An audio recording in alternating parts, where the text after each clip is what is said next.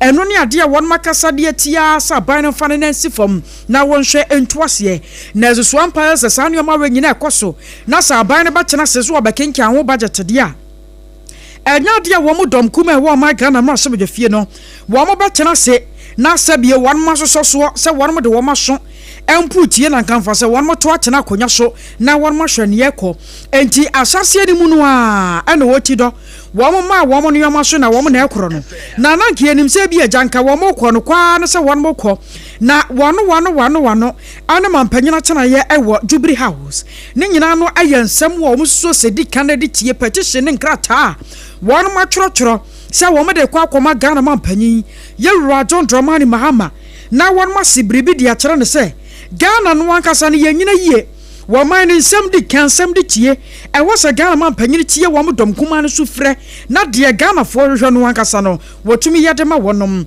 na ebra dom kuma no pie ya pɛ ana Speaker of Parliament eba be kirem se wo hwɛ mu adom kase no kra no wo mo kita 2/3 na se majority no ankasa ana wo eye parliament wonam so nti budget ne ya kenkan ya ebetumi ayeye rentumu mu abam ewo kwan bi ya so enti anam so ma yero akase atofosen egina simpie ne apaso akasae ewo ma Ghana no ahye bedwefie na sane ya Ghana ye nyina ye nimu no se ba no ya budget na se yakomabo ehu sika sam sane ye besi bia di no wafa ba bia ye de aduru empempenso ye duru ne ye wose ye de beka ho nnema ne nyina tumi si pono a wo fofa na kuo ana panyipa no hyase se wo kirekire mu ade amaye na wo hwe inflation sane yoma bo eso te adase pejamuo akosoro no a ye roto force na ama Ghana fo atiase wo se free December bosome no ade ba wo 2024 ni mu no na Ghana enyoma bo sa peja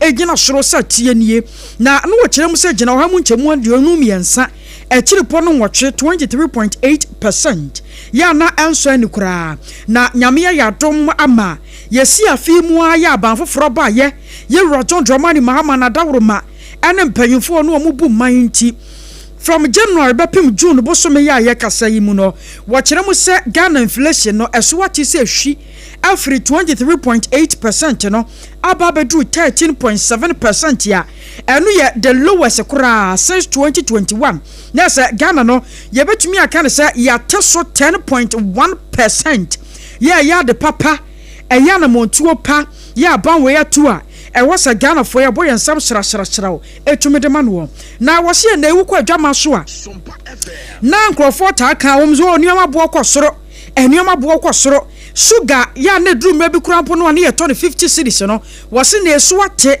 ade aba 44 cedis a ne nyina no ye nhyehyɛ pa ya ban wadi gu akwan mu a atumi aboa ma Ghana no ye tumi akọ na ye de akọ yanim ye pa na ye kwa wo no so na ye ne yama ne boni ya woto ye nkra efiri nkramantamu opo checheku akodi enkomo na sane ye bedi kan bo omane ye so ne dom kuma no ansa na yewura atofo senkure be gina mrahye bedwafie wagina simpie ne apaso akasa no wo mo yesa nyade omu be kina mu nne wo kina na de kien enso ka ho bi ya ne nyina no ye petition omu yeso omu de kwakoma mpanyimfo na wonmo tie wonmo sam yenko ma no so yi na ne opo checheku enkodi enkomo opo ma joy me do so mami mo ane adwuma wai me da se yo na ene dom kuma no wankasa na wo mo ha won sei petition no motumi nya bi tie mu na esesai me da se ma me ni akunya wode amame dom kuma omo chese enene from mighty minority na ye nyina enim se ne wodi kankan ni se anka eneno eye da ponda esanso ya bakotema chese anka eye yewura soafo no no hwe sika senso eni omuba bedi nkomo ewo mrahye bedefie nanso mighty minority fo echirese enya ade a omubetena mu bie na omasompo ase nsem a ebekoso ewo eye mrahye bedefie enu nti womo haw baako mienu miensa bi a womo etintin bi agu nkaka so a womo soma ede akokoma eye mampani na ebi nso akọ eye kodewofo womo akache na ebra na omonante sie omudi fi mrahye bedefie ho no mo ko ye kokopie mu ewo eye mrahye mampani akache na tenan ho no mo no eye Jubilee House ho no ebra omukọ ye na omu ene eye mpanifo kokotwichi aye no chief of staff Honorable Julius Zebra ono ene ni deputy Mami Uye and Omuka ho eba ye na enyoba beji wo mo petition na Rastan Dogbe ono ena ugina chief of staff abemu woji petition no na odo mo control mo say enche wo mo ebeti wo mo nka na Frank ano dompre a wono ano mrashibidani ema adihye wo insawuma dwajiri wono ena ugina ne naso petition yi ekọ ya wo kenkan bi emu nsem ne bi etrese wo mo se dan wen ye ya bato aye kokoto ye 19 polling station ewo ya Blekuma North wono no yehu enfoni bi a na oba pani a wono kroya ba be ye soafo pen wasanso pokra be ye mrashibedani honorable Hawa Kumsin nipa bi etisi so oba besia da emema makomako be ye ne ho na ye bunu etiatia na yase ukwasem ni siye no enya dia da waso man Ghana yeso so kra ewo ye kabi mami kabi amamumu ebio wo mo se wo mo sanso pokra ehu infoni bi ene na monten so ene niema bi a ekoso ewo Ghana yabakosemu ene afensu pokra no yensuo galamse awhoro a ben krompo ebra no bontoa no oka se oba obehwe na fo obetusu sa no bosumi nsunie omonteshi emfrefli aban no ho enu nti se wada omonyane no ebio omosanso ekansi su bia chemu se womo intellectual investigation pokoma ye trese by election eba bekoso ewe ya kwatie yi womo si nye siye ewe ya Blekuma North ye bo Hawa Kumsin ene afoforo bi no ansha nye besi wo honom no ya bia ebekosoro enu nti womo de omoka de esisu bia chemu se sama peniada wonhwe no wonso de enu ene nkrato a womo de two chief of staff anim womo free ho no ene omkopie mu ewo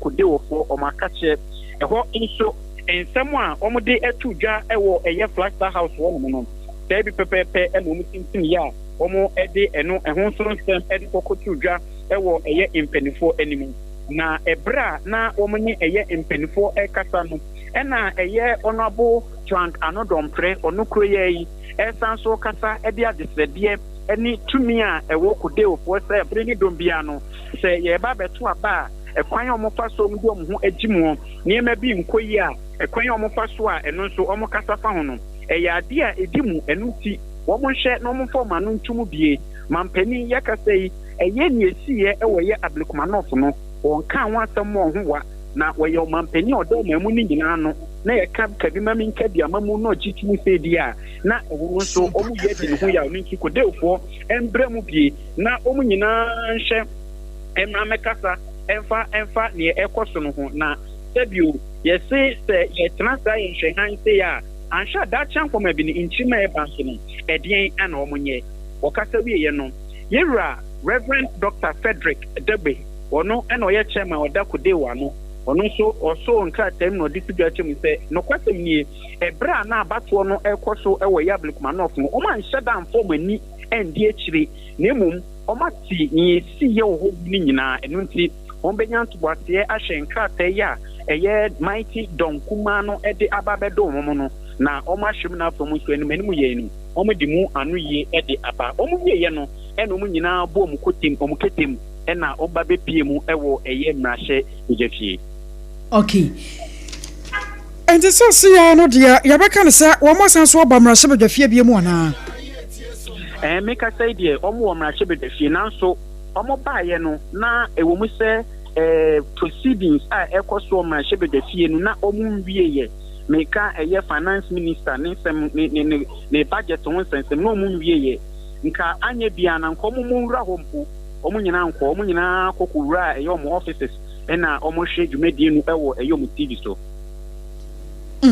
na opo yenhwe wo na wo monten so after the budget no Ghana for binom so one mo say sanse na kura no yewra to force ne kire mu se enioma bo eswate abafom sane na ke yehunu se free 2024 December ne mu ade bana enioma bo no ejinejina so ani yehunu amane no dom kuma ni sumom na so Ghana for mu wan ankasa no wo mo se yankasa medase no kosem ni se Ghana for eni agi ewo dom kuma anase dom kɛseɛ no yɛyɛ finance minister so afɔ no hwɛ sika sɛm so no ɔmani agye ne budget no nsɛm a ɔmode ba bɛto dwa ɛsiane sɛ ɛberɛ ɔkasa wie no koraa no beebi a na yɛnam nsɛm no mu bi a ebinom nso de ba bɛto ɔpro nso mpo kyerɛ sɛ yɛanka sɛ ndc go bɛtumi ayɛ adwuma ebi nso kyerɛ sɛ wei no akɔyɛ kenken kwa sɛbi akɔda ne ho bɔla so gya ɛni ne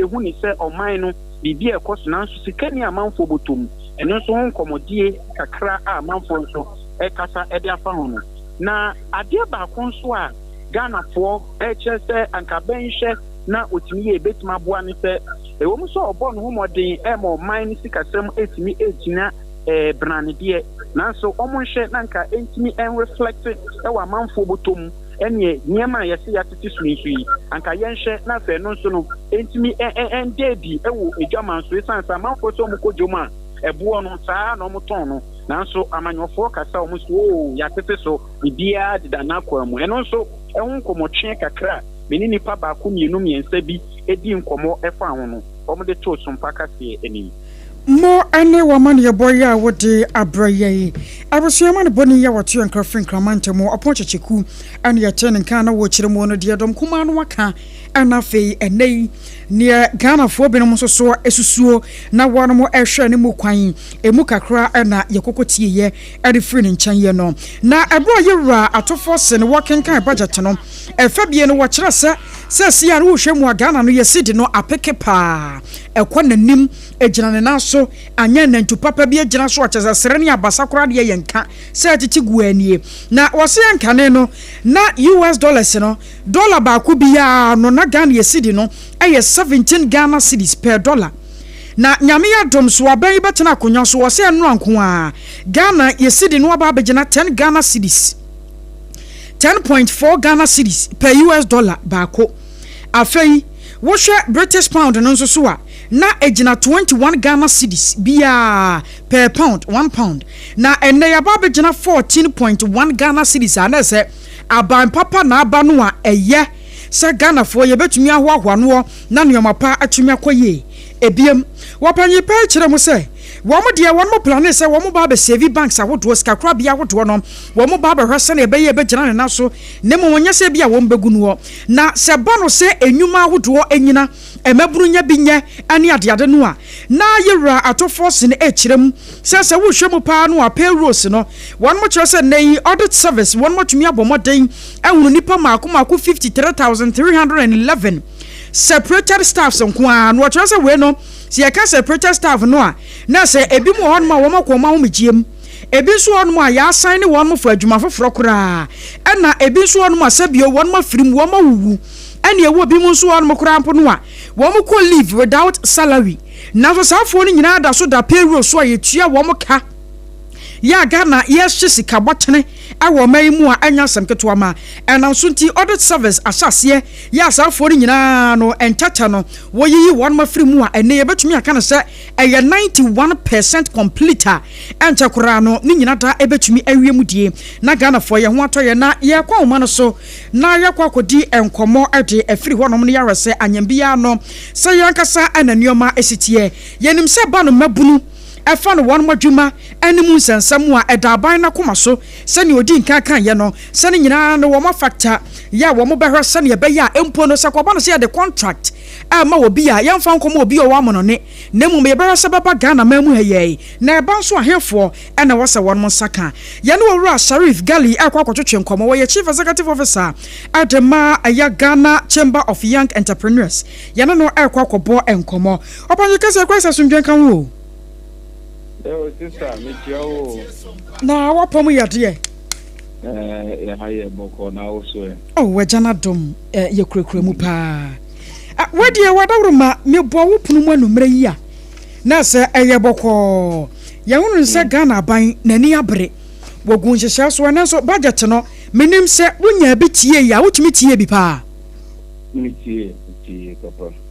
Okay, mo ane na nkomo no be ya de ama me na yɛhwɛ eba no mabunu sɛ wɔn benya adwuma yɛ kyikyiro ne nsa no nyuma ne emu nsensam no a emu san na wo bɛfa no de afiri na sɛ ne yɛwura no se bi kan no na ɛno na mo expect sɛ ne wo se bi kan no ana Me da say me pacho me de twi ni ne brofo ni nyina be fafra na ya koye nim so facha me. Akonya wo hopa wadaroma.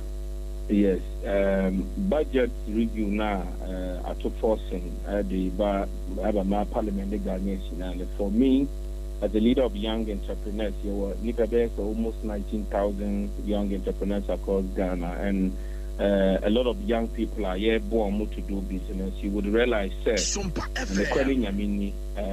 it is motivating.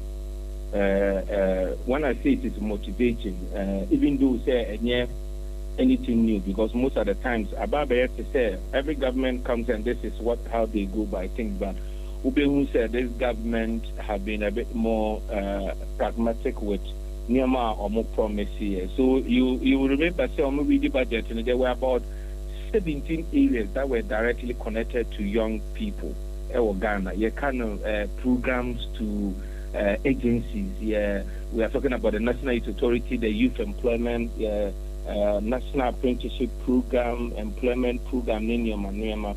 And so most of this one, because the government wanted to meet their 120 days or so, they launched most of them. But the truth is, now after the launch, we were not seeing anything.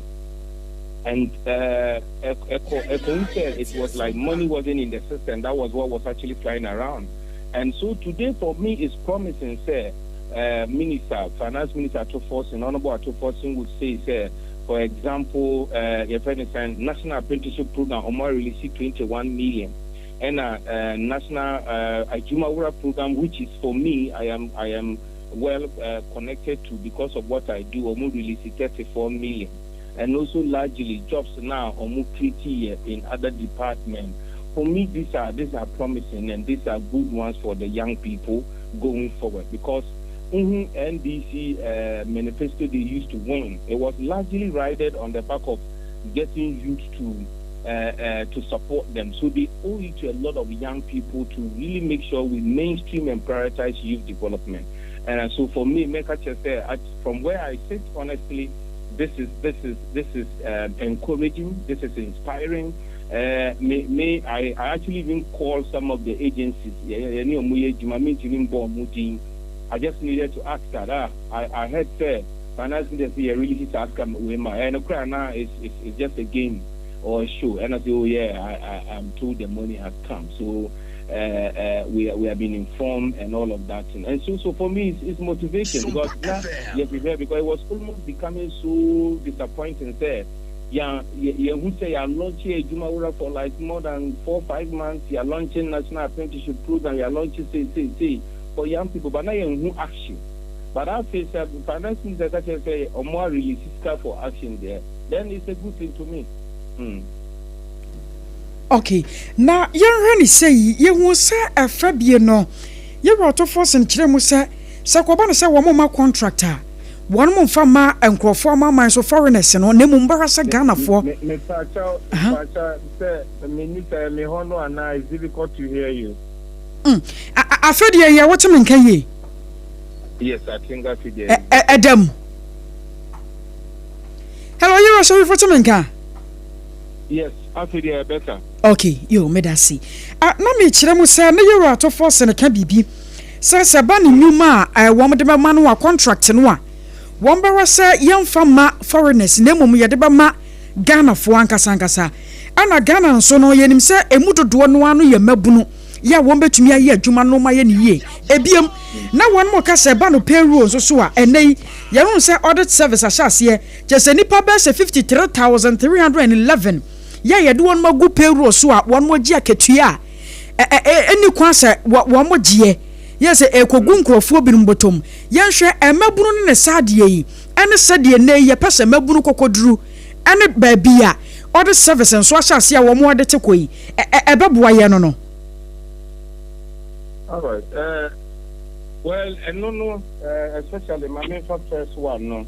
It has always been a dear yes, as a private sector says, the Ghanaian business people, yes, we were that, your friend said that Kukudura, yes, to me, I execute state project. But quite often, we say governments, they do and their main interest is taking or giving awarding contracts that Ghanaian young person could also do to foreigners. So for me, that is also another promising thing. If actually it would be effective. Say Ghana Hano, it's one thing saying it and then implementation. Yet we care for the law for the people, but we don't really implement it. So my hope is that as we have said it, we are going to really do that. But yet, but the ghost name Afeno and people, it's just something over government agencies, people that front as if they are supporting young people in Ghana. Every year over 300 young people leave tertiary institutions, and that 300,000 young people, only 10% of them are employed. So it means that over 90% of 350,000 youth in Nejuma, and then official office beer, Otimifa ghost name the shower just because of their personal benefit. It's painful. It's so disappointing because yes, I know this is. I keep telling our leaders, you see, when we continue this way, we may not see the agency and the consequence of what we are doing. But at China, too late, and so for me, I'm happy, they were able to unearth this, and I'm hoping that we will really, this will open a way to rather employ real people to work. And for me, this is something celebrative that young people should be happy about across Ghana, because as you know, we're having a government that seems to be focusing on Mutuma, and they are really doing what is needed. So all of these things are quite encouraging to hear, and hope that we are able to do something about them. Okay. Yade wo sikra no na ye bisa se sa nioma we nyina no a mo hwa ne mo kwan se aban na tumide na no aka na wo ka bibi se Ghana de ye betumi de ano aka na so se ba ye adwuma no aya na no ne asem enti we mo hwa ne mo se koba ne se aban no aka ne se ye no won hwe se obedi ne bo hye so se ne se meboa. Yes, sir, Professor. Okay. Yeah, we are going to follow through now, making sure, as they said it, we are able to follow through to report to the young people of Ghana, this is what they promised and they are really doing it. This time around, yes, it's good, they are able to come out with it and say it, but it's not just about saying it, it's about doing it. What are we doing about that? All these good names that have been seen, how will this transcend to or translate to benefit for you? So we would, and the media, I'm happy you are already picking it up, because Ghanaian media, more idea, making sure the information gets to the people. Now it is for the citizens to act based on what we hear and what we see. And so for us as the Ghana Chamber of Young Entrepreneurs, we would follow through to ensure that, this time around we're going to give contract to the locals. Yes, we also have young people who can do the work. How do we get them this part of this contract? So okay. Yes, we mo na meja wo mo kokora no na bi no ka asem bi se wo man ye obi bi wo se aban adwuma de ye twena se na mom ye nya ne se de ye wa wo de a enji se nka wo be kwa ankora de mu abeye ne yie no aban adwuma ne ye nkyene ye ho nya no nti na edumro be kura no aga na aban no wa wo de contract ne ade de ma foreigners no wo ne se ye koye nimuo no mo na mo manfo so de na mo so mo beye na mo de aboa Ghana aban wo sa akonya we so. The ABENA said for businesses or young people, we just need to.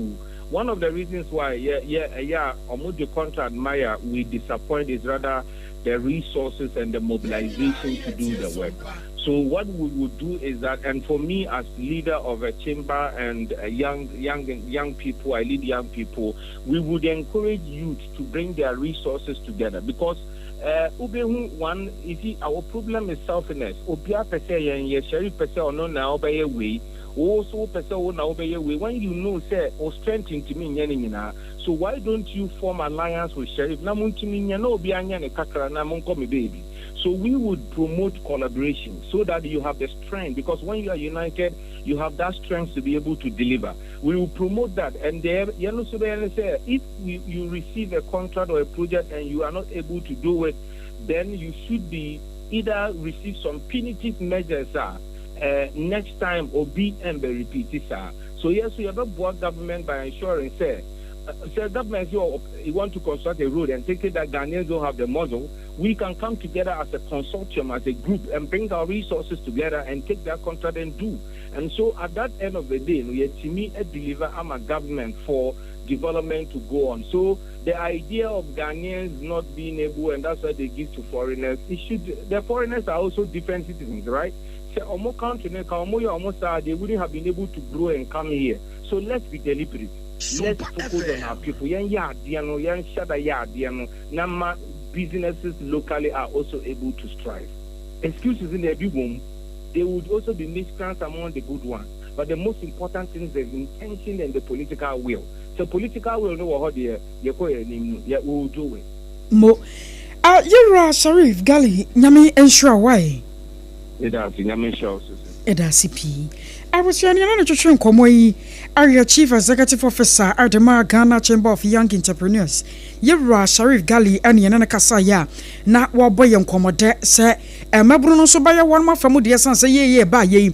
Yes, I want someone so no one Nipakoya, Banan son to me, Sunyami and Kata, and into no person what church Mona Ghana for be and ye, na a time buamo, mine and can't one in Punto to me, and I'm swinty. Sagana Baya to me, John and a month for whom. No, say afraid your contract, no.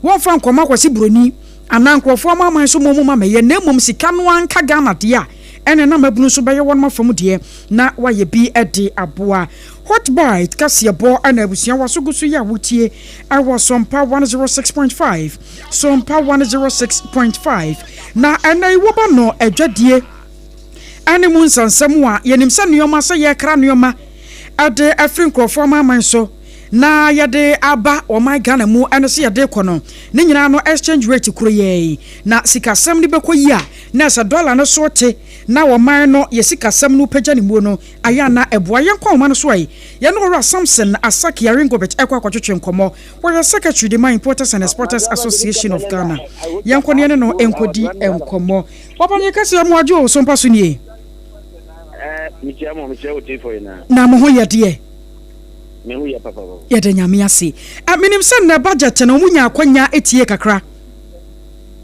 oh yeah miti mo yenhwe no eba na inflation won sansam wa sanse mo de mo kra neoma sanso de neoma kɔ ade bi nso ba o mayi mu nti inflation no na beboa mo aban no kyerɛ sɛ so wate from 23.8% every December ni mu ade aba 13.7% na sɛ eso ate be sɛ 10.1% no yade ya so bi mada ye wo se ebo na baso e reflect said ya wa bonten so the meka say abana ebo amianu ni e adwuma pa one of the cardinal points minister na kai ene na yema ni jipa say mobile no they have resumed coordination among themselves. Once the previous abana e call na minister yel bibi na agency so CEO onwina na omo oh aya mbina na appointment na ebu bia ni ho by with these people no they are coordinating it who say Bank of Ghana and the Minister of Finance who say Bank of Ghana governor Bakache oh I'm in charge of monetary fund monetary policy then no point finger say the one who is in charge of fiscal policy no Minister of Finance to go there if inflation is growing up and yet it is not because of him, it's because of government expenditure. No, because and then we've seen that they have introduced prudent spending. We've seen that there's a discipline in whatever they are doing. Then they'll be able, the minister can say, he's going to abolish COVID levy and he's going to scrap the flat rate.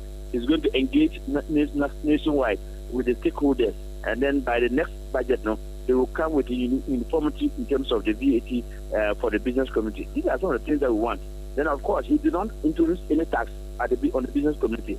While we are praying, the five bonus says, "I buy on premium and my fixed rate our portal." They say, "I use 10.4 a calculated duty." If they can give a 10.4 for the next 3 months or for the next 12 months, so that business people can plan, then price of this will be established everywhere. And also, the kind of municipal say they are doing recapitalization of the NRD bank. Say, Obi, and almost spending over 30-point-something billion to collapse that. But they spend just millions of cities to recapitalize Bank of Ghana, NIB. And that is going to give a precedent. And the union says if the NIB is very strong, it's going to lend to the industry because NIB was established because of industry. And the mathematician say, and their budget, there is some recipe for all Ghanaians, not only business community alone. Okay. Now, maybe one so kasa senior man. Okay. You wrote to me, but who's will be the Joe? Nami bisasa senior year out of force and can ya. At Monsomodia Tosso Samonia Giano. Ghana for being say and reflectors how Mubotomu. If there's stability, if there's predictability, what it means that there will be a reduction of prices of goods in the market. Okay. That is where that's because I buy but commercial bottom. What it means that a buy will create an enable environment so that when you go to the market and price there's stability in prices, you won't think that I don't know. I hold 1,000, but I don't know what I went to buy. Because if there's inflation on the money, then but inflation everywhere, what they are saying. But in this regard, inflation has really stabilized. It pulled down from 23.8 to 13. It should reflect in the bank. Ghana for energy for if inflation has gone down from 23.8 to 13 now, I don't think the prime rate at Bank of Ghana, that's what so as a from now reflect in interest rate in the commercial bank. So the interest rate will be pulled from 40% now. Maybe I am the minister can say 27%. But we want it to come down more than 27%. Okay. Now you didn't come on and now what can be about a 2-hour draw year that Daniel so Brahma cram what dear Babadru. Say no more animals and carbine bet me and the Yamamo. But I was saying, oh, you know, a deep bio, I can yo, not make about taxa. Edda that Monioma so a Bram what dear Babadru Ghana Memuhano. More animals saying, sir, bind a bet me and the Yamamo expectation, yes, say. I don't know, the line is breaking. If I don't know, you are something not to make. I'm a Tonga. I feel yeah. Yo, na me be say about a new ma. Mu imported the bano. Sir, a tax I would draw ya at the dada suano. Sasia no idea na more expected your free government to ho. So about to me, dear Yamamusan says, some more dear no so te. Namo baba tonwa and a sikeba. Say I can send a more animal be a miaquanim. And only I can say, Abano introduced taxes there. Abano say, about reformat the port, especially or say there's the leakages in our port. About introduce AI into the system. Abano say, about making sure say, or more customs for there will be some transformation in the industry. Okay, we now making say that is the way to go, and we are supporting that. And so we cannot continue to say that Abano for the past 1 day. I can tell you, Abano, business community are very excited about it. Today's budget, no, budget. You cannot tell me say, Abano the banner. Make the matter to say now, Niaji our Abano and the budget now for President and okay, and this are more reti Abano what ne modern bar what bo. For about 6 months in the end, I'm betting my best say you're ready for. Oh, maybe 1 to 10, but I'm about 8%. Mo. You're something here that's no brand that Jeremy. Medasi. I was your way. You were something. I saw Ringo Bettin and Nekasa, you know. Where a secretary, the My Importers and Exporters Association, and yet is a watch church in Semu, a far or my Ghana, and your mouth draw ya, ye cry. And the other conquer for Amama so. No man, no one will share him with Sabine bet me and watch us. ABENA ADEPA, your backers and the budget. You're out of force and backing Kaya. Not she ni more no one yansin who. Na say one year not gonna say, Wababua Magana no etimia quanim. Sounds no quasam to say. And your mother do one what the agua quem. Wakaso bet inflation so every 23.8% and qua. Wateswa the above drew 13.7 and they will show 10.1% in every shokra. Nessa young cransha some yen monyam she say ye to me boa baron wabaso na yakachan said ya no yadasia ebi and some rebium. What ya what bite kasi bofre SOMPA 106.5 Accra. SOMPA 106.5 Accra. Na anan samo droya de boy nyina sanan swing. Say last campaign meten na dawruma. Watayachi ya anya sam ketua ma wado ya toothpaste and the brush and na ekra yemu wonya bia wawie kra Kumasi Accra and branches in Kaya 0501 619 588 0501 619 588 and 0501 390 now on penny for any enkomo time heba time and your time malaria fever na hawo was so tena duane wa wontumi ni malaria de ene honam ya ne namwo malaria chi wo bia ya na wontumi ni dipa pama na wonto no wotena duane wa na ase wonu ato asa duane no chese bon wo kura ene muns ezamkaye was time awodwama so kwa akodo ko pebito ebeboa watu malaria no ase se hum de afiri ho na time hh mixture no so ewo ho aye time hh mixture and the capsules wono no mu awawie wo ba na so be ma rushes bia ba go ahemfie honom wodwon so awote ya wo immune system no aye weak aye general well no sababoa wo na fe wo immune system no atumi agina so eno so fry 0244 417669 0244 417669 na wona mpanyifo eni enkomo Dr. Time da suni oko medimafo heba center no woso wode mre na na ade wode mre beto yade ne so ebetu se hum wabransan so mabiem aye medimafo heba center stroke yade diabetes prostate issues and hypertension kidney failures and also obi ya wo pa wo kwa medimafo eba center na Dr. for time ento yadwe ne so emfa emawo na wase akra wo pokuya se mayira Kumasi Agogo government school one mo anhwere mu no wo 0244774282 0244774282 one mpanyimfo eni ho enkomo na Technospark 40 series ni nie wo kitafo na ye kitafo papa fo na ewo din wo ma so ko wiemu anu obi ehun phone no abodin di ama phone bo no ekita wenam se ni di ntini ebisa o phone ye phone be ya na eye type be mpo ho amu na ye phone kura ni din enti ko ba no sa no a woni padua no kura ete wo sunsun te wo kra so sansa woni din aya mo ankasa ma ho price eye Technospark 40 series ere na wo so use enti abusue wo ko adwama so ba bia techno nioma de anam se ye papanti dan dan nyina wo mo sesem kura de ba ne papa no eya na da so ho wo bu won mo sesa no nioma no de ba no de fake ones na ebre wo de atente huo Techno say what the brand be use Spark 40 series bi na de hwade ne camera quality no e was ranka so de twa picture as how the camera ankasa na agina wo so atwa eye Technospark 40 afenso so esa ye slema bi bia gigina yie ye nya asem keto ma won fan shop pocket e ma ne nte wo bototo da bida Techno se yan kan tro se hyase re frefre wo mo ene wo mo ni nkomo so te efri sompa 106.5 anasa sompa nkwa batane nyina wokọ na wokasa asem we ya esono se de ombesi bia ya package na dia fa 0303980205 0303980205 na mpanyfo ni nkomo so Instagram no eye Techno Mobile Ghana and TikTok no eye Techno Ghana ene won mo eni enkomo hot bite kase boni ye tan hotel na kase bon kaye no atoso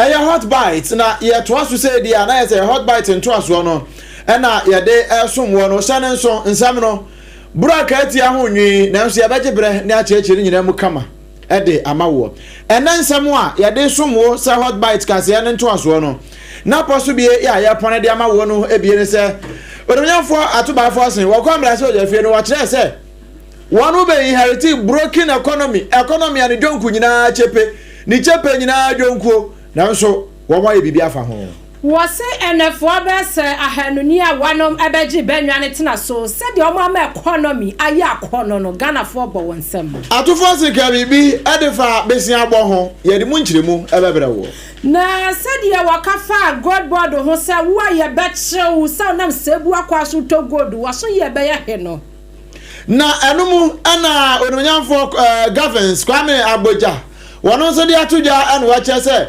cement for mo amoton cement no ya monte so why na abanya nya so mfa so na reverend ntimfo Johnson e kasa kire mu se Eniema bi esisi ye ena no da e wa Abrekuma North rerun election ho no mo anhya ne mo anka ebeye brody ensam no ahodo bebre aka we no ho ya mo no ne ensam so France mampani ne yire Emmanuel Macron ne yire won kire se asem bi asi won potamo wo mo de kokko to won ko ginchire mu eno ka ho bi ana busia ye de ba besom we ye no mo wote anka anwumere yi eyemme obrempon na kwaku ampoma mene ABENA bedu ADEPA kofi enafe AKOSUA AGYEIWAA KODIE boatin afa ye shan komo na se na ye hyase e de free Ghana mrahye bedwafie ya ye kwei ye kwafa nsam no bi e de free ho na ye nkwa homa no so na ye ne Dr. Humphrey ayim yene no enkomo Association of Ghana Industries on the panipa ya wada no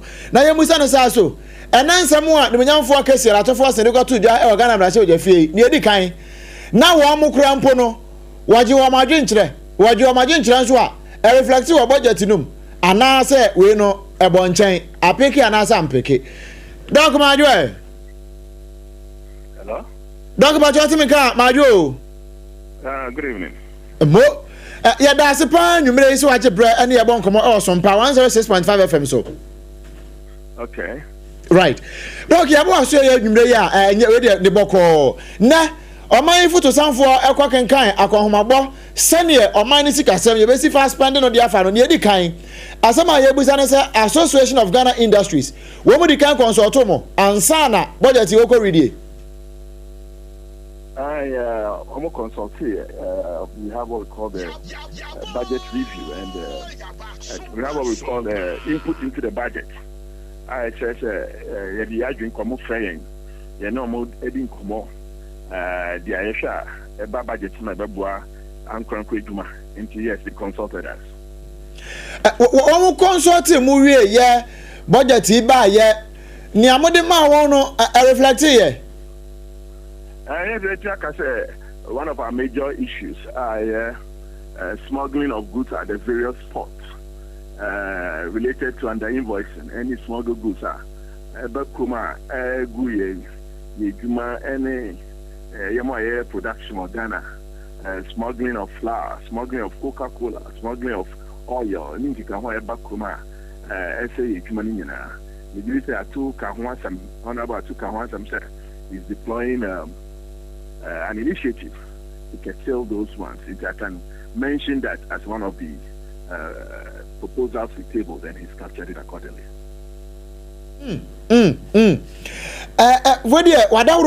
Any check akra.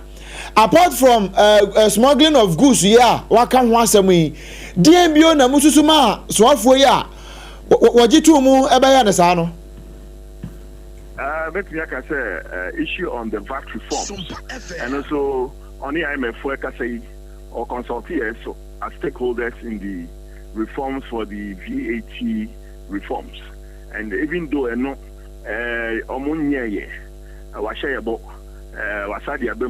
by end of September or did say they consultation and reforms. And no Sumaya encourages us say with TF2R or the AGYEIWAA. So that is another example I can give that was reflected in the budget. Moma koye Association of Ghana Industries CDA. Ma memfa mu nkomwa mo sector ho kakra industrialization. Sene wakenkan ho budget no mu ni nyini a enyini koye e de boa GDP no ho no se wutie kakra uhunu sene ye koye mu hunu se reflection no pepepe ma boa sene ye tie no. But I repeat the question again. Na me busa say my Association of Ghana Industries CDA na industrialization ho ne manufacturing ho no na me gina kakra na percentage a ode ma ye say we na mutimi maso ye no etimi boa ye oman no ye GDP no sabe penalty ana we de wode kakra kan ho. Oh, say the statistics you can go to the Ghana Statistical Service. Na ko say data now more reflective of honor, accurate. I mean, he does the GSS does the analysis. Encouraging factor. I mean, and the biggest intervention in the last 6 months is the application of the currency and its intended stability. That's the biggest intervention one can endorse, and then the trickling effect of the disinflation and reflective and the macro stability. These are significant gains. Industry will be very confident and give a tap on the shoulder for good work done in the last 6 months, and that is very evident in the data as captured. So for industry and for business persons, the city appreciation is significant. Niamami busana sana na se ohwe budget no ba bia me hwese see industry growth no what you say 3.4%, but obase you know say contributed 20.6% to GDP and manufacturing 6.6%. Not just modianka industries ne mo ye adwuma pa e de aboa ntinka ho no wo man ne nsan hwe hobio enka ho nye ne sa ho. For industry, the biggest intervention we witnessed in the last 6 months is the CD appreciation.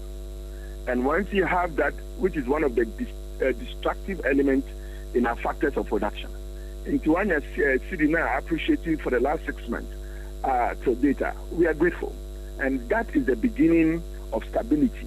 And as we progress on that, recovery then comes in. So I believe significantly we should be able to tap the managers of the economy for the last 6 months for a good job done. Okay. Doc, many will be a crown. Ghana for Bebre, Shani Musenka. Prices of goods, so better. Association of Ghana Industries. Maybe me a boy and Hobasa economy no send a working inflation ni jina baby jina na dollar ni sidi ntokwa no so yetimi jina baby a jina impo na chese bi anka enchire nkoso bebre kura no a yenhwe ni musa ne ma so bete kakra. Man, I didn't hear the last question. Dollar inflation I think. Na me busa say baby inflation jina say ene baby a dollar ni sidi ntokwa yi ejina say dollar ni sidi no sidi na appreciate kakra kama eno na amanfo say wo mo hwe ni musanka ye bete ne ma so kakra e de ama won say etimi ejina say ya anampo say so te kakra ka ho a ye hwe ni mu say titiri ni Association of Ghana Industry members mo betimi ahwehwan ne ma so kakra mo man no. We are operating a free market economy. Factors that determine price are supply and demand. And younger Kwejuma, one till Yamaswa, a bedu baby no, before for the market. So since it's a free market, no, we and the inflation trends and the macro data are stabilized and trending down. It behoves on the operator or the business operator or business entrepreneur to be competitive in the market. So gradually and eventually prices will take shape to conform to the development in the economy. Doc, you better say pa you say na brano de bi ni ho nanso wa pone kakra de aman ya sompa ye ne etiefo ye ni so pa so age brani abonkomo. That's it. Thank you. Abusuani pa ne bon komo Dr. Humphrey Ayim wono penipa ya wada Association of Ghana Industries wada o ano na ye ne no abo enkomo no na ye gina mrase odwafie die empanisi wo empoano yi na anwemu a ne yete ebra onumnyamfo kese lato banfo sin ko gina mrase odwafie na woni oman no bon komo no wa kira se ba woni ba ye no afimpinu ene aduonu enum ya ye gina mu yombaji abanwa no kura ne se economy ya yombaji ye no na atete aprapa nsam se kontebe no da ICU nanso one up a drip bi e de ewura ne hunu mu a say de wanya nanto bi e de agina so. Speaker, the root of our 2022 economic crisis can be traced directly to an overbearing fiscal dominance marked by reckless spending and corruption, compounded by poor leadership of the previous NPP administration. Mr. Speaker, the worsened fiscal situation spilled over into the monetary and external sector, causing a rapid depreciation of the Ghana cedis. The monetary financing by the central bank reached an all-time high, driving inflation to levels never seen in decades. Mr. Speaker, there was a complete lack of coordination between the Ministry of Finance and the Bank of Ghana, signaling the highest level of incompetence in the management of our economy. Mr. Speaker, in the face of all this dire inheritance bequeathed by the Akufo-Addo Bawumia administration, the government of President John Dramani Mahama made a conscious decision not to make excuses, but to reset our country. enti mampani mahama ono de esan se obeto sania enye nanso wobeso oboa ma oman ne koyi enti no nya complain ahodo e na we ne ye binkum na we ne ye nifa nanso waboa amane ma nyina koyi eno santi wa hye sa ye ma contract e wo ma yi mu no ye hwe ye na se fakura ya ntobi ni nyina nkoya Ghana cities so nipa no we free America we free Kosovo se we free hina ba ye no e Ghana city e na de beto contract ne so. Foreign currencies are becoming the means of transacting business in Ghana. This trend, if not checked, will erode the confidence in our currency, drive inflation, and result in the loss of value in the symbol of our sovereignty. The Speaker, to curb this unfortunate development, His Excellency President John Dramani Mahama has directed that beginning today, 24th of July 2025, no contract awarded by government, irrespective of source of fund, should be denominated in foreign currency.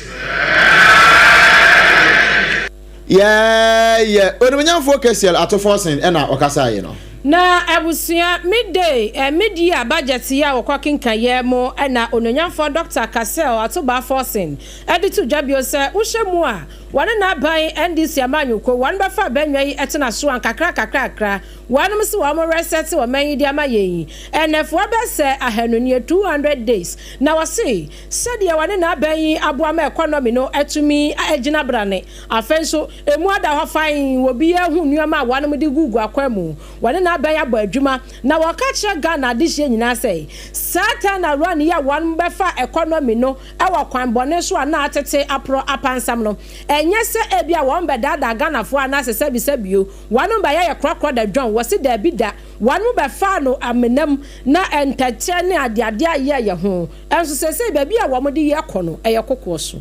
We pledge to pursue the following to reduce inflation. We pledge to implement aggressive fiscal consolidation drive aimed at reducing the fiscal deficit and borrowing. Mr. Speaker, we pledge to stabilize the exchange rate to reduce inflation on items that rely on the exchange rate for pricing, such as fuel, transportation, imported sugar, rice, and cooking oil. We pledge to implement policies that target items with large weight in the CPI basket, such as transportation and utilities, to reduce their prices. We also pledge to implement, through the Bank of Ghana, to implement an appropriate monetary policy stance and use its liquidity management interventions to support the disinflation process. And finally, Mr. Speaker, we pledge to implement agriculture for economic transformation agenda to reduce food inflation. Mr. Speaker, it is instructive to know that these intentional policies announced the 2024 Sansamia wononyamfo Dr. Kasel atuba fasimbo aboso ni nyina na wakansi so dua people se one maboa am economy no etimi agina bra ni sansa inflation no ehwate na eno atwi no eno ase wohwemu asidi no na ansan ya kura na enya vinhia be se aduosia enti no wohwemu a eye history papa sese ni sidi na agina bra ni na wase wo fiemu awa 2022 2023 ana afa 2024 na sede one mo ba ye won be fa sidi no wakwambone so na sese sidi no apeke no eye de. Mr. Speaker, the Ghana city has demonstrated exceptional resilience and strength in recent months. At the end of June 2025, the Ghana city appreciated by 42.6% against the US dollar, 30.3% against the British pound, and 25.6% against the euro. This is a significant reversal compared to the same period in 2024 when the city depreciated by 18.6%, 17.9%, and 16.0% respectively. This level of appreciation has never happened in the history of our country. Mr. Speaker, Right Honorable Speaker, fellow citizens, Ghana City no apeke.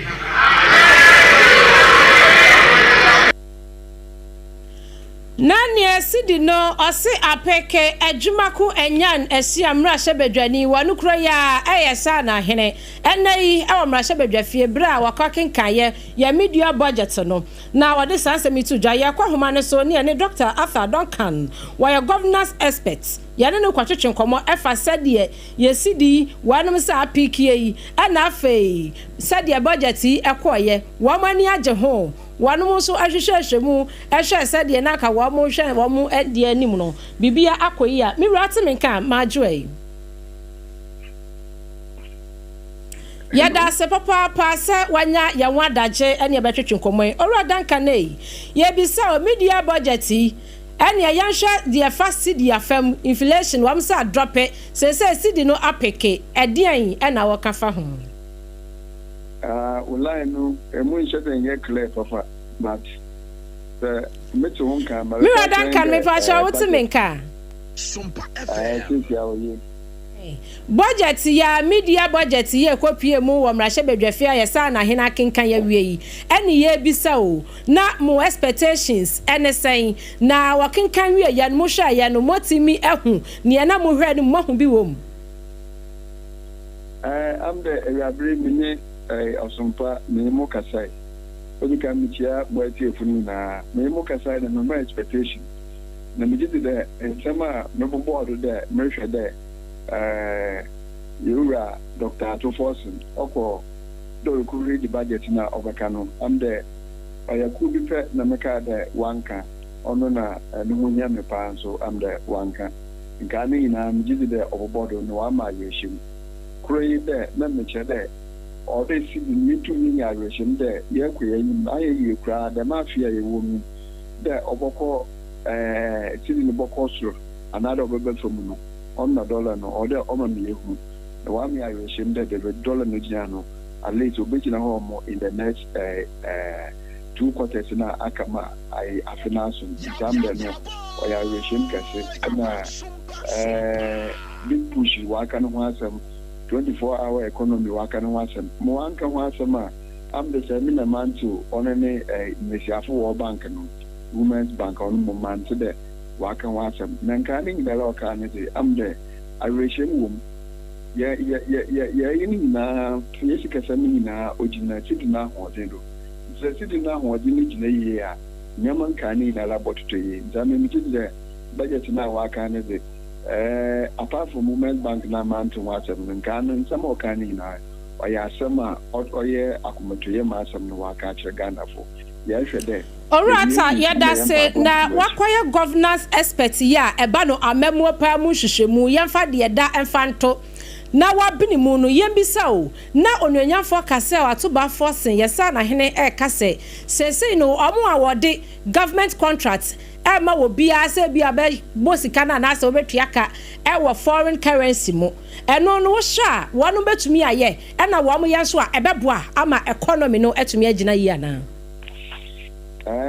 man shada antun kai batam da kasafa there Ghana yewo Ghana so nkwofu bebe wato na ade even aban na nkache uka ole ye na ya kasema ya $1 die enu na ambele kan wasa ane sa pepe enti anu na mibisa o take on it oya sem papa osande ye Ghana ha ni ya nwchira yewom de ye shidi de na hodi kofom no kusu jina de nyama wato no Ghana de setia 8 companies eko onche na ekubisa dan no bubiala $1 million, $1 million cities. In this ABENA became to an amount contract there a ABENA contract, another ABENA transactions no, or by in cities only the oyas and papa ma mesha machipa na me huni de, or by a nation could say there.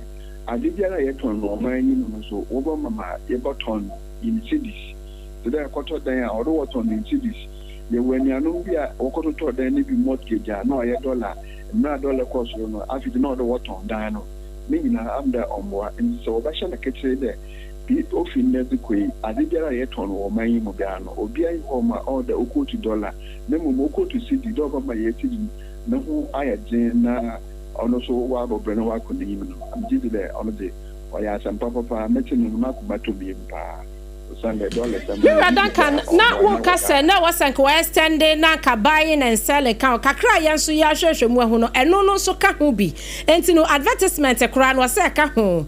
Enti na chese mrakete pa na wo hyase. Enti no we no yanhwe wo bi a aban awade contract man no a na contract no enya elapse ye no eno so e bia na ye in dollars ana sefa na pounds. Eno so no wetumi a acha wadwen kakra wo ho.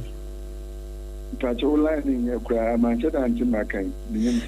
facha na me ba bizase won wonsi obi wo hɔ no mu a abana dika wo de contract de ama ne dada na ɛyɛ foreign currency ɛno nso no wɔn betumi ayɛ ho bibi ana ɛno no wɔn aya awade awie ne de wɔn betia foreign currency na me did the policy bia was the policy ne ba on take retroactive effect policy is ba oko nim nti sakade onko nachi na hona we dika am contract no we na dollar no so ntin to cedis a on it is not fair one year policy than policy the year policy obedima policy no kono policy no nko nachi nti hona we dika wa year contract da na wo ko in dollars na de mini da ban wo ho kwan de oboko nachi de okwasesa no wa ile city oba ndama oba ha won so wo dwumida oji Sunday oya agreement nti ya ne the dollar ne de ya already no da mun ko no oboboka Sunday say wo pege dollar obe abia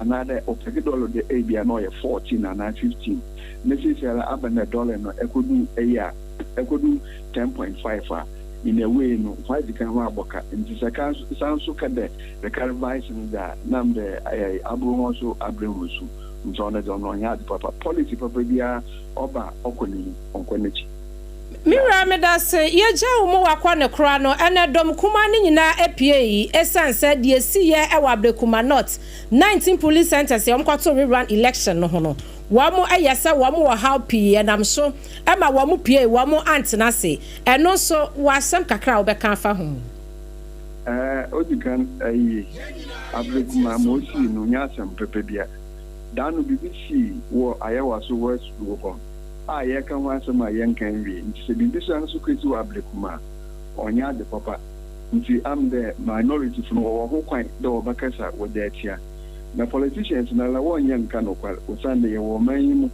inna yakwato aba wo 2020 a nkofo 8 according to official reports nkofo 8 wu ya o man panyin no otodo no wankasa ho kra besinde nti nda so akọ a contest na nche say wabru woni pedia nsanko de yi na American that there should be a sunset order da nyama no ogwaze osanda Ghana ya jidin de democracy ya na say ya zo democracy na se bibia oje democracy no botutu asebi ti dem wo sa Abrekuma oba nidi da no de onya de papa na mbom ehwo minority when nyata ne bia what the protest another when your time bia what the baka wajin nemmom tama oman nyinala obi ohwesi kasam no orba kan oman na kwa amasam na ofi wode wo koye ne di ono meni won yaadin nje they could have looked for another opportunity menche won kwatina ho meni di de minority leader afan marking so ko winiba onyi winiba fo ne katina ase onye wadu no ho de wonye ne dama bejira nche winiba fo no won zaase osande obi fo ma woto abama Bosho mpo na NDC funu importu abama. There are floating voters are what about them.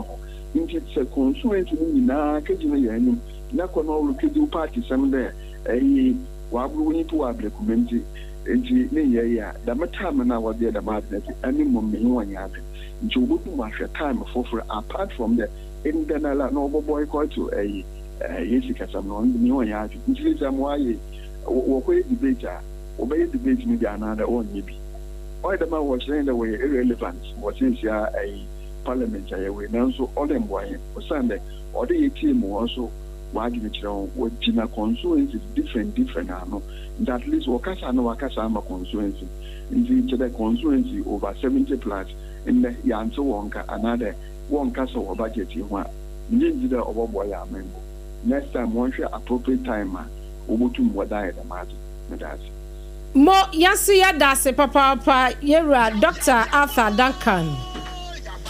Ebusia ya ne governance expert Dr. Arthur Duncan ene kwedi nkomo efa omanyi budget ya media dia ononyafo Dr. Kasel atoba forcing kopie mu mrahye badwafi a wonom ekenka ye eja minority niso epie ye eno no so ye ne no adimu enkomoyi na afan wa mama no ye pero mu sansam wono ye roto so force na to asochire mu se anayi Ghana ban atumi ahwemu a ama Ghana audit service wonma bomoten ahwe sane ye baye a enipa binumu a wo mo gigi ska wabra enam emra kwanso ebi mu krampo ghost names ahodo ye wo mu no ye beyi safo no nyina ade afri mu na ye say pewo audit no won motumi aye ama best 14,000 ghost names there won motumi ahwe aye afri mu a eno ya na motuo pa ya Ghana ban atu. As part of the fiscal consolidation strategy, we have taken measures to sanitize public sector payroll and rid it of ghost names.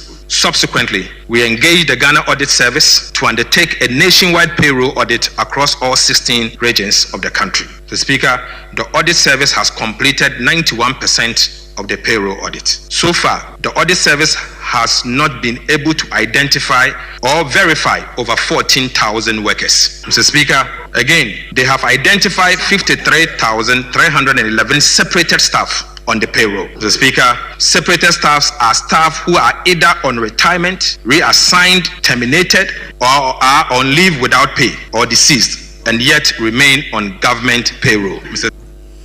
I was aware you wrote a force and on a quack one of our COVID-19 levy. NHIS levy no, Minano Abano a year for in October. Mr. Speaker, I would like to reassure the people of Ghana that at the minimum, the following will happen as part of the VAT Act Amendment Bill. Mr. Speaker, COVID levy will be abolished. The effective VAT rate will be reduced. The punitive cascading effect of the GET Fund and NHIS levy will be removed. VAT flat rate will be removed. And a unified VAT rate will be implemented. The VAT registration threshold will be increased to exempt small and micro businesses, and compliance will be improved through public education, awareness creation, and the introduction of fiscal electronic devices will be deployed. I was only returning to my Ghana photo some for you, Rocasio to Fosse. Me pato Shannon Smame said, let's start compare limited at Auromenti.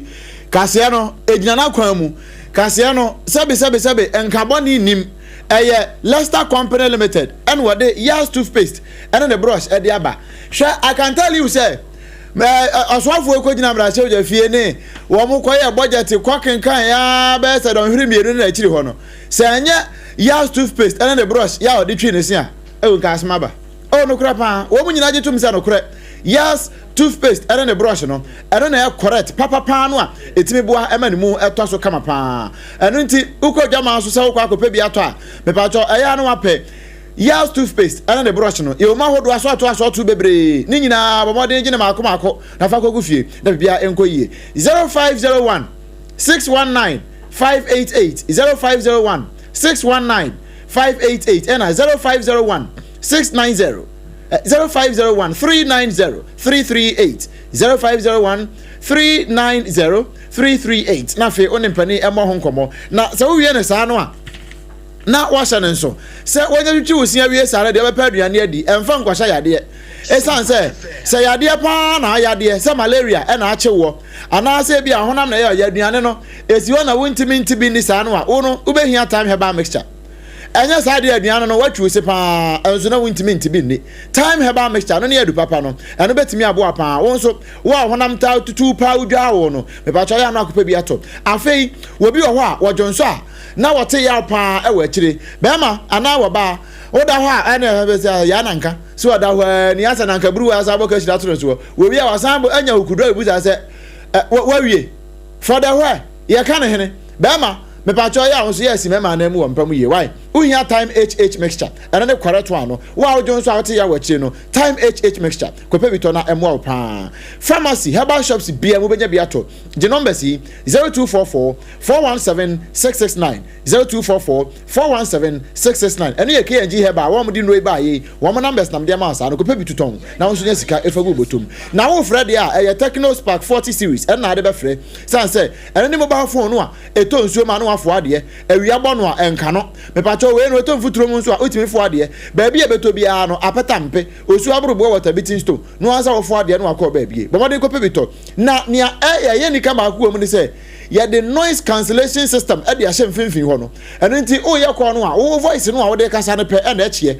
wo bi ogina nchen bi ha voice enka ho emabi eno de ye jara enka ho kra eno nti bomode na akwa chele na okwa chele no mobile phone se kita onsa no say ya na wo de frexe na wo frexe ya Techno Spark 40 series bomode pe bi to Techno stores how do Ghana ha nyina do abenya biato se udru phone shop bi a wo pe biato na nya Techno stores mpo na so am so mu ni bi age number se ifama no 0303 980 205 0303 980 205 na fe one empani mon komo no mo fa bi ensom no kama pa me dimafo eba center Dr. Time da so asem ne yake hwe ebra no we kumase ebu akwa agogo ya won firi ho ogusu ho no na amanfo su firi na se wo mran kran na nkran fo so ka Ghana fo ho e na mpa obo na se opoku ase mayira se ne uduru ho na wo yade ayira wo no kura de ho de yade anu nya te se me ko opoku ase mayira ho no wa wunya si mayira sa ase so a na wa yira san se wo ko Dr. Time da so yede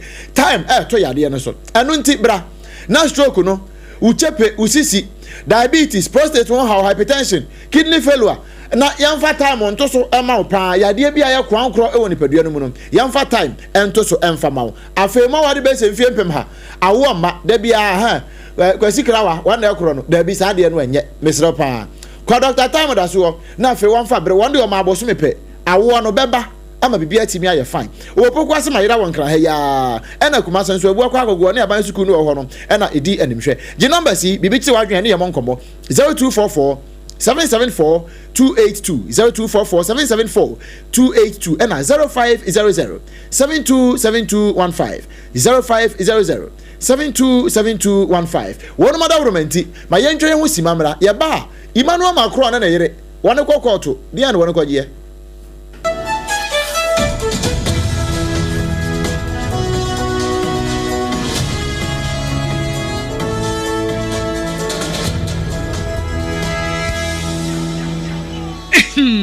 medo edrano pa wutimi to boase etwitwiwsi o ado na so ni se me de yas toothpaste and the brush and the twitwi mesima menya homka senti na ye bokoyi na me de me all time favorite yas herbal toothpaste and the brush aboa me amasesei menum nso a enwunu anase de ehia me semfimfem me biem na wo hwese mesi aye fita sesrecha homa na et brightens yas whitening toothpaste and the brush and me di hwimese enti na wo se efei na yas total care gel toothpaste and the brush ne de ebo wo se ho ban demu ne nyina ema wonum ye sham. Oh yes, and Crotrodo, Yas Herbal, Yas Whitening, and the Yas Total Care Gel Toothpaste, and then the brush, Abusian Chamfa. Sawo Pedudu 2 Ewon Kranha, from Leicester Ghana Limited, and was 050 161 9588. Leicester Ghana Limited and the Yas toothpaste mo ahodo and the brush abadwaso abeboy midimafo pokwase mayira akra midimafo pokwase mayira akra midimafo heba clinic aba akra ani wontie passengers egumi kai mu ehwa na dodo na ekro eni sa akra ne potem yedemu ani yedemu ampa de se de edutwam Atlantic International University America memu abo Dr. Adujamfi babaso honorary degree as a professor in biology in herbal medicine it is said here ayaresano more. Oh, Missy Minim wife, your copa war. 1 year, 1 city. Need send the 2 months and 8 years.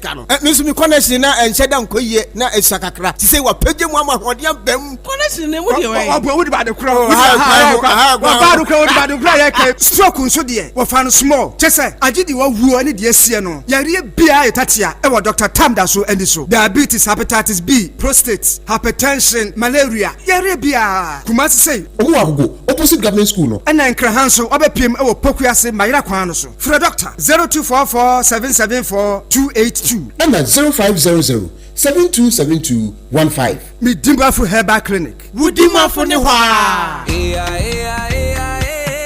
You can call it Slim Macho. May you spark anywhere you go.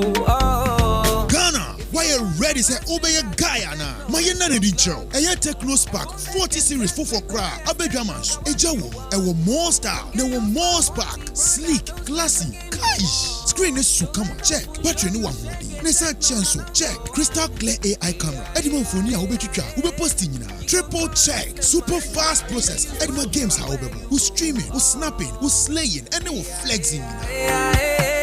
You can call it Slim Macho. TechnoSpark 40 series. Ye dema omo muye bold, trendy. Aye Gen Z. And they will be bien to me si ohukwa. Memory fi mame. Ene ba panso. Long lasting battery techno is your plug. Yen in temte. Bora techno showroom bia. Ana dila bia ejina tum. Ewo Ghana fane nyina. So what north south. So what east west. Abre bia no obi wo hodi ma. Ni nyina bo no edda for kra. Edi ekra na wo twen. TechnoSpark 40 no. Aye slim. E bo adwumante. E spark baby bia. Obetimi afren. Ewo 030-3980-205. And I say follow yen ewo social media. Techno. Stop at nothing.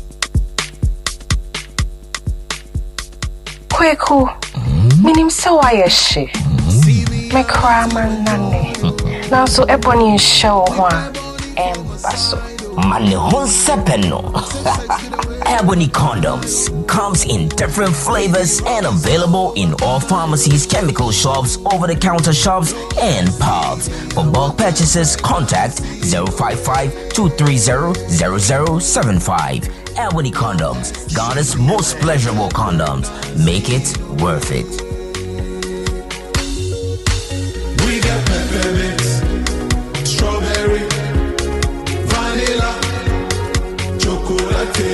We got peppermint, strawberry, vanilla, chocolate. Et dans les dévios, mis à condom. Les condoms moulés à des listes non on but don't support as a condom.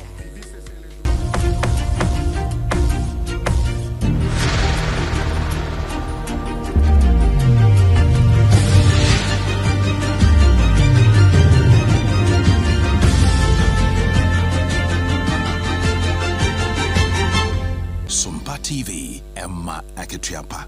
Ebusia yada se watchen yen amayaji abrofo kratso e de abaya to asam no eso ewo ensem kro na mu budget mu nsem am onyenyamfo Dr. Kese Atoba Forsen ya sana hene wakasa bio no nsem ba ko a waka ya efa eye godua wanum ebi fa sebu akwan so se bi eja sese na wanum di gold board e de aba no eno ana eboa ama otumi krata am so atumi atoto gold na wasesa gold board initiative anase program ya wanum di abai wa mu gina amamra constitution no at 1140 so ana wanum di sa gold board iba ya ema wanum tumi krata enti wo bibia da wani tumi krata eja obefa sebu akwan so atoto gold ne de ya chewa waso be ye he. Small-scale mining sector have significantly strengthened our reserves, improved our balance of payment, and provided critical support for the Ghana city. Mr. Speaker, this tells a story of a country which has been denied the full benefit of its gold resources, a story of a country where illegal gold trade and smuggling have been allowed to fester to the detriment of the well-being of the people. Right, Honorable Speaker. On the 8th of July 2025, His Excellency President John Mahama inaugurated a task force to tackle illegal gold trade and smuggling. I also want to use this opportunity as the sector minister to reiterate that the and was city church ni na fe nursing training ya one mo show amala wenim no say one mo ni controller and accountant general department no aka watama boy mu say twe enti no efiti busumi ya awieye obi abati kodon. Mr. Speaker, I am pleased to inform this house that we have paid all nursing and teacher training allowances from January to June 2025. Right, Honorable Speaker, from the end of this month, July 2025, all nursing and teacher trainees will receive their allowances promptly at the end of every single month. Mr. Speaker, I'll now move to the conclusion. Omeya sana hene wasaso ayamrashe bedwania wasoma dehye a wanom adwuma ko anya nesiam onanyafo Dr. Kasel Atoba Forsen eneyi awomrashe bedwafie e makasai na atu Forsen kasa wie ye ho no ampe no so ba ko bi won chen ha se ye kwa besia bo wo man no ye adwen se besia no de ye bo kitua bi ye mo ne bebre na se kura de eso ate be se 4.3 billion under this current administration. Now take you to overall balance and financing. Right, Honorable Speaker, notwithstanding the revisions to revenue and expenditure, the primary balance on commitment basis remains unchanged at a surplus of 1.5% of GDP. Based on the revisions to revenue and expenditure, the following fiscal balance on cash basis improves from a deficit of 4.1% of GDP to 3.8% of GDP. I mean the fiscal balance. The overall fiscal balance on commitment basis improves from a deficit of 3.1% to 2.8%. We onyam focus here to force na kakra bi odeka ho ne say sa say aban yi tim pentin kwa enfifrefri no nyina no yamfa mo MPP for. Mr. Speaker, the wage pressures we are largely seeing are driven by the last-minute recruitment undertaken by the previous government in the last quarter of 2024, especially in areas of education, health, and the security sector. In addition, ad hoc reviews of conditions of service undertaken. We kesial atofo Dr. Ekanedine ho e wo Ghana mra shebe jefie no de nsemi to dwa na dom kuma ye wo ma Ghana mra shebe jefie bra ye ro atofo se na kenkan budget no na wo mkwade wo ti do wo mkwa da na din de ma diplomatic ko ye ma help ye e wo na wo mkokoduru ye wo ma no asem nyina na se Ablekuma North parliamentary election na omosanso to polling station be se dun kono no warmante wo mo ase nioma bi ekoso no e wo se nhwewu mapatumi koso afei wo mo firi wa pe wo mo ko Jubilee House ade krata akoma Ghana mampanyi na minority chief whip Yewura Frank Anodompre won kasai. Ghana is seen as a big fledgling democracy. We think that we have contributed hugely. The two main traditions, the MPP and the NDC, both have contributed hugely to building our democracy to the point where we are. The recently held Rebrand 19 polling station, a lot of issues that certainly needs the attention of all the variables involved in the political field, particularly government program. I was away a minority chief whip Yewura Frank Anodompre. Yeah, then 7 kopiemu ewo amanone. France Mampani Emmanuel Macron one na yere Bridget one mo kire se ababa wa bimpo wono wo so ye podcaster your friend Candace Owens wono watra na podcast na so asa na kan fansen santwere ni ya wanya mobile phone ba ko asina nim anya microphone ba ko asina nim sei na wo ye podcast yibie na wo se wono wonko kamienti a Emmanuel Macron na yere Bridget se wono ye wo no your bema eno wada na transgender eno de adane oba eno na wafofra na wanya ba bia anko amfa ankofa na France Mampani na kache ne yire first lady eno nti wo mo kire se wo mo ne kokota ko twa no damiti se wo mra no meyi ne ho ano se koye ayo nti a wo no adanse a wo e wa sansem ne ho no wo mra meyi ne ho ano na so afiri mu fi na samra no gya no a wo no ankasa wo ka ne nsem a wo betu ne hofo. I was your hand and 7 years in ACA. Na ya sir, so now friend of what figure not to one and some more the buy no. The Edema be and say Yewura ato forcing adequate to Jasa Ghana. Says Siano and check COVID-19 levy and NHIS levy no in October the na buy no a year free. Now was a good board no one mujina mambrano at 40-11 and also one mujina yenti Emma to me crata na wa. Ubefa sebu akwanso ato godu wacho wasobeshi ato force san chire mu bi o se won ba na Ghana economy no atete aprapa nsam se kontebe na nso kakrakra honama ba ho na ebi kan were mo ne de baba so mo na message sahoto no adwumako we e na afa ho ka Hajia special local foods aduane papa nyina fie owo hacho atomeke kwan ne so no transition che ho na wabutuo no nti bomodin fo ne chire mu ho na kwaju aduane wo sesi a bia na wontime nko je numbers yi 0246 359 921 0246 359 921 na fe won fa de emre osesi aduane no todin na fakọ na fe won nso emfa de ema osesi a set antobam o se wo hwe every malam aka breastfeeding o se minority for opa wo mu free brasse je fe okra mo nko hobiu still Ghana na de achama mpani mahama one transfer wo kwa na odekọ wo se na birthday and set antobam happy birthday and confirm my wife comment sample 2 wo se no kure yemfa amanyosem nto nchen na no brada no na adwoa ene akosua ne obrempon ka asem bi ni ba se ye kunkumwom ene wo ma ira wo manum no ha adwene pa no nti se mpanifo hwe no mtwa ba ede hwe ano na kwa ma abaten ede free Ablekuma Central wo se budget statement pa na yete ye no Hey, propaganda nie. Oh, where the enye kra.